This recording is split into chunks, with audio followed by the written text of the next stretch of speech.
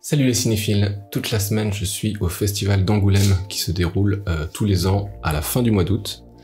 Ça fait 6 ans que j'y vais et ça fait 2-3 ans environ que j'ai envie de chaque fois de faire une vidéo ou un podcast dédié à ce festival et je repousse, je procrastine ou bien j'y arrive pas parce que c'est hyper dur de voir 20 films et de tourner en même temps et cette année je me suis décidé. Donc nous voici déjà en train de filmer, je suis déjà dans mon Airbnb à Angoulême et j'ai commencé à filmer depuis ce matin quand je suis parti de Paris, quand j'ai pris le train à 6h, donc c'est parti, c'est un peu un vlog et c'est un peu des critiques, c'est parti.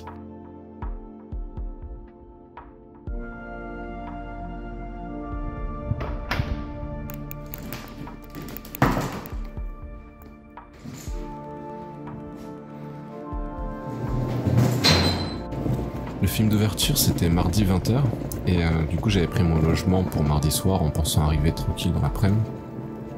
Et en fait il y avait des films déjà avant l'ouverture, dès mardi 10h. Donc obligé de prendre un train à 6h pour arriver là-bas à 9h. Mais bon c'est sympa les aventures matinales. Bon cookie.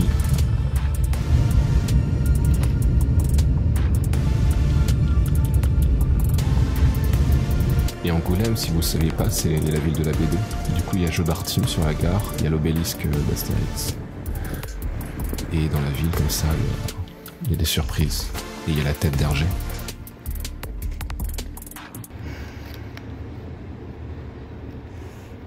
Du coup, j'ai dormi 3 heures cette nuit. J'ai pas réussi à dormir dans le train. J'ai essayé, mais j'ai dormi une demi-heure.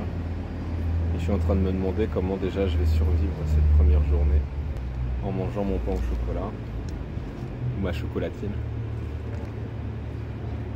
Rien de compliqué, hein. Allez. L'espace Franquin, c'est un des lieux où je vais voir beaucoup de films. Là, sur ce chemin, avant, il y avait la queue. Et on faisait la queue pendant 1 heure parce qu'il n'y avait pas de réservation. Maintenant, ça a changé. Donc j'arrive tranquillement 5 minutes avant, et puis c'est parti.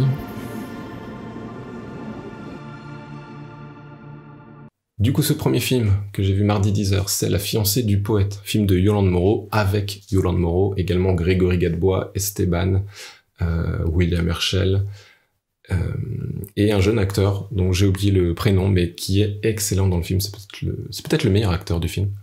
Du coup, c'est l'histoire de Yolande Moreau dont on comprend qu'elle sort de quelque chose d'un peu compliqué, qui va reprendre la maison de ses parents, qui était un peu laissée comme ça à l'abandon, et qui va d'abord essayer de s'installer, de relancer un peu sa vie, mais à plus de 60 ans, et qui va en fait aussi se rendre compte qu'elle a plein de chambres et qu'elle va pouvoir ouvrir une sorte de maison d'hôte, très bas de gamme, hein, mais qu'elle va pouvoir faire plaisir aux gens, voilà, qu'elle va pouvoir s'ouvrir aux gens. Et c'est comme ça qu'il y a d'abord cet étudiant en art qui va prendre une chambre. On est dans la banlieue de Charleville-Mézières. Hein. Il va y avoir aussi un père un peu paumé, Grégory Gadebois, donc qui est divorcé, qui voit pas trop ses 2 filles et qui va venir s'installer aussi. Et un peu plus tard, il y aura Esteban, qui est une sorte de musicien raté, et donc on comprend pas trop. Il parle anglais, mais pas très bien. Enfin, s'il parle assez bien anglais, pas très bien français, mais un peu trop bien quand même. Voilà, on sent qu'il y a une supercherie, et en fait, c'est ça toute l'histoire, c'est que c'est une bande de marginaux, ça c'est facile, mais c'est aussi une bande de menteurs. Ils ont tous quelque chose à cacher, ils ont tous un secret, et Yolande Moreau en particulier, elle a été très impactée par un mensonge, plutôt dans sa vie, son ancien amoureux qui est donc Sergi Lopez. Lui avait menti en fait sur son identité et l'avait entraîné dans des sales affaires, en gros. Et voilà, ce film il va être très drôle et très poétique. Il y a beaucoup de douceur dans ce que Yolande Moreau propose, que ce soit le premier plan ou le dernier plan en particulier. On entre dans le film et on sort du film dans une sorte de douceur, ouais, de lenteur assez surprenante. Et au milieu du film, bon, ça va être un peu plus animé, ça va être souvent très drôle. Il y a notamment le personnage du prêtre qui est très amusant, mais ils sont tous drôles.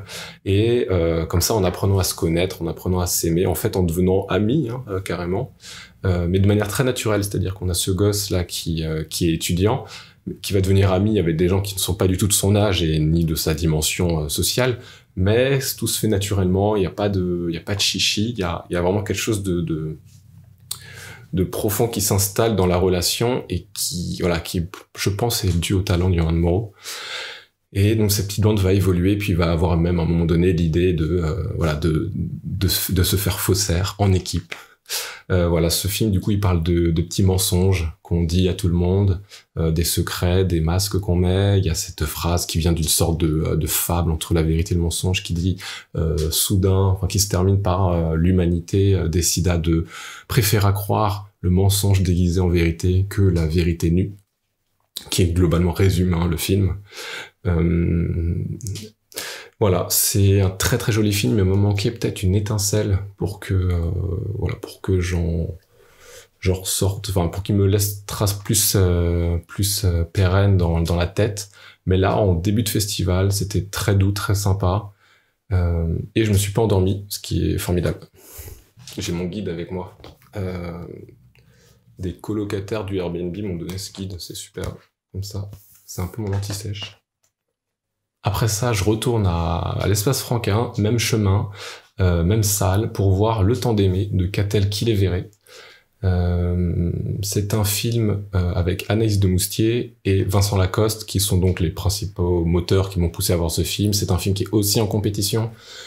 Et c'est un film qui propose plein de pistes différentes. Moi, je trouve que c'est un film qui se mue dans plusieurs choses. Ça commence avec Anaïs de Moustier qui, manifestement, en fait, fuit quelque chose. Elle était en couple avec un nazi. Juste après l'après-guerre, le sort réservé aux femmes qui étaient des nazis est pas tendre du tout.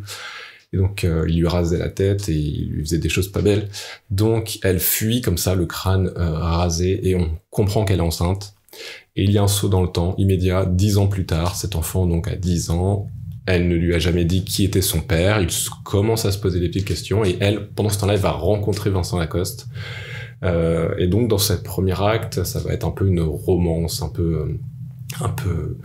une jolie romance, c'est vraiment le temps des sentiments, de l'amour fou, et il va se développer quelque chose d'assez beau entre les deux personnages et en même temps entre les deux acteurs. Je trouve que ça fonctionne bien. Vincent Lacoste, vraiment, il a pris une ampleur incroyable dans les films, et encore plus dans ce genre de film d'époque. Ça lui va bien, ça lui va vraiment très très bien. Et puis le film va être constitué de petites ellipses régulières, qui sont souvent plutôt subtiles. Donc l'enfant va grandir un peu, et puis à un moment donné, on passe dans ses yeux, et puis on commence à voir quelque chose de plus virevoltant. La réalisation va changer un peu, ça va devenir club de jazz. Et là, on a envie d'y être, on voit plein de joie, on voit donc qu'ils sont tenanciers d'un bar, on voit des militaires américains, et on va faire la rencontre de l'un d'eux, un militaire noir, qui va un peu semer le trouble un peu dans ce couple. En tout cas, qui va commencer à s'immiscer dans ce couple. Ça lance une autre piste encore. La mise en scène a un poil changé pendant ce côté un peu jazzy, parfois ambiance feutrée, parfois ambiance années 20. Et ça va continuer comme ça, il va y avoir d'autres pistes lancées. Vincent Lacoste, il a un secret, évidemment. Tous les personnages, voilà, ils ont quelque chose à défendre. Donc tous ces personnages, ils existent vraiment, ils sont vraiment incarnés. Donc c'est plutôt le film que j'ai préféré aujourd'hui. C'est pas encore un coup de cœur pour cette compétition. En général, il récompense pas les grands acteurs, donc c'est pas évident que Vincent Lacoste gagne le prix d'interprétation masculine ou que ce soit Anaïs de Moustier. Mais et par contre, il y a l'acteur le militaire américain qui est excellent, vraiment une révélation pour moi, et le jeune aussi. Il y a plusieurs acteurs pour l'enfant parce qu'il grandit, mais c'est des bons acteurs. J'ai jamais vu aucun film de Catel Quillet-Verret, parce qu'il avait fait des films qui m'intéressaient mais que j'ai pas eu l'occasion de voir. Vraiment, je vais franchir ce pas parce que là, ça m'a plu. J'ai bien aimé comment elle construisait son film aussi, parce qu'elle est au scénario.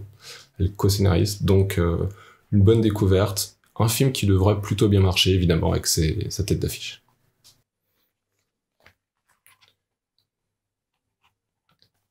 Et après ça, toujours à l'espace Franquin, première affaire, premier film de Victoria Musil-Dlac, j'ai besoin de mon anti-sèche, désolé. C'est un film avec Noé Habitat. Moi, je sais assez peu de choses des films en général, mais j'ai vu Noé Habitat, j'ai foncé. Ici, j'avais vu Slalom, c'était formidable. Noé Habitat, on ne présente plus, mais bon, voilà, depuis Ava, c'est une formidable actrice. Et ici encore, elle est vraiment très forte. Elle est accompagnée, entre autres, de Anders, j'ai encore besoin de mon anti-sèche, Danielsen Lee, qui est un acteur norvégien qu'on a vu dans les films de Joachim Trier notamment, que j'aime bien et qui parle assez bien français. Il donne quelque chose de très intéressant dans le film. Lui, il est flic. Elle est avocate. En tout cas, elle veut devenir avocate. Elle est inexpérimentée. Et son chef va l'envoyer comme ça, en pleine nuit, à une garde à vue. Première expérience de garde à vue, donc la première affaire.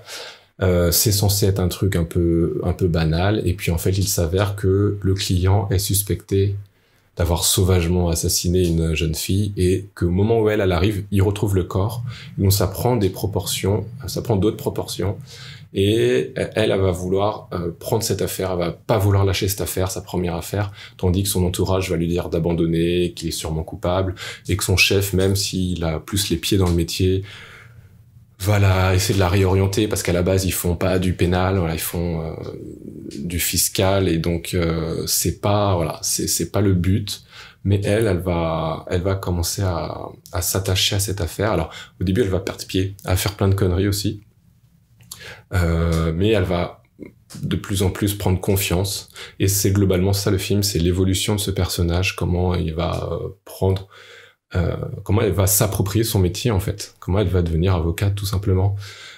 Ça pose la question la plus planante sur le film, c'est comment un avocat peut défendre un meurtrier. Je pense que c'est une question très intéressante, et c'est ce qui donne le plus de couleur au film, dans le sens où c'est la relation avec sa mère qui est le plus passionnant dans le film. Sa mère est jouée par une actrice formidable, avec parfois des scènes qui passent juste dans le regard, parce que elle ne comprend pas comment sa fille peut défendre quelqu'un qui a potentiellement tué une jeune fille sauvagement. Mais voilà, à part ça, le film, je trouve qu'il se perd. Il lance plusieurs pistes qui sont pas toutes équivalentes et qui sont pas toutes intéressantes, honnêtement. Elle va avoir du coup une relation plus intime avec le flic, qui était à la base juste le flic, le commissaire où il y avait la garde à vue. Mais je comprends pas où ça mène, à part que ça a quelques moteurs de péripéties, mais moi j'ai pas trouvé que le film savait où il allait. Ça a le mérite de parler d'un sujet que j'apprécie quand même, avec une actrice qui est formidable. Pour le coup, ils ont fait un énorme travail sur l'évolution de son personnage, qui passe principalement par les habits et par la voix de Noé Habitat, qui a une voix toute fluette au début, puis après qui va commencer à être plus affirmée. Et pareil au niveau des habits, c'est-à-dire qu'elle va être en collant troué, en jupe, parce qu'elle sort de soirée la première fois, et puis elle va s'acheter une chemise noire, et puis au fur et à mesure, elle va avoir plus de standing, elle va être plus crédible dans son métier.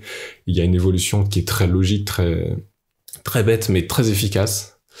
Ouais, c'est un film mineur pour moi, c'est un film très mineur, mais le premier film d'une réalisatrice qu'on suivra peut-être. Apparemment elle a fait plein de courts-métrages, notamment un qui parlait déjà de garde à vue, donc ça doit être un sujet qu'elle avait envie de développer. Moi je vais creuser, puis voilà, on verra ce qu'elle propose par la suite.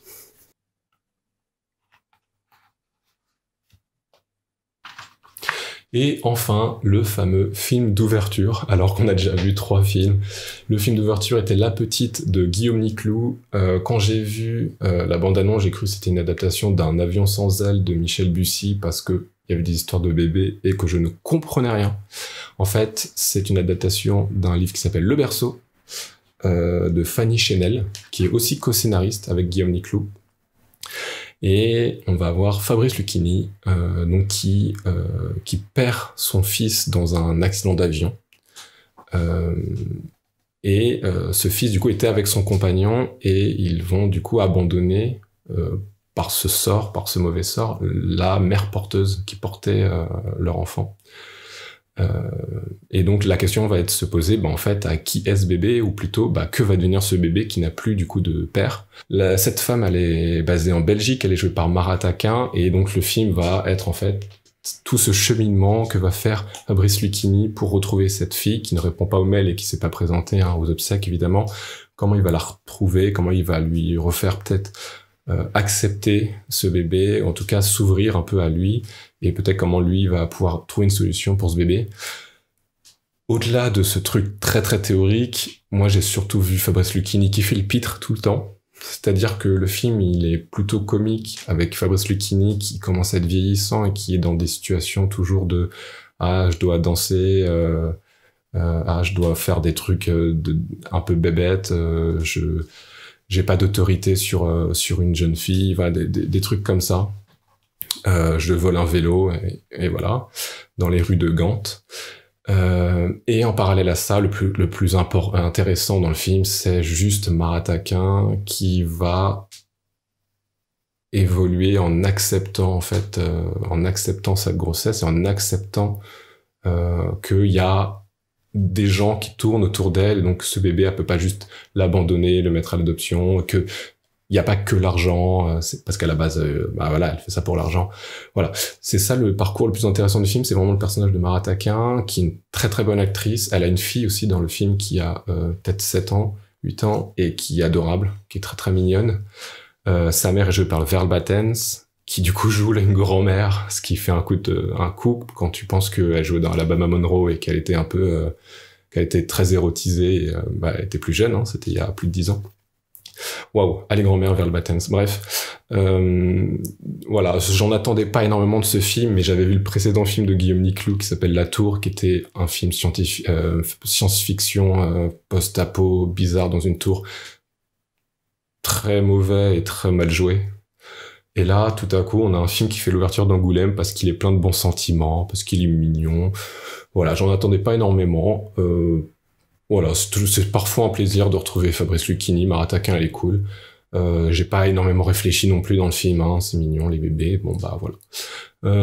C'est tout, puis c'était l'ouverture du festival, donc il reste encore 16 séances, parce que j'en ai 20 en tout. Et le temps que je monte ça, je sais pas.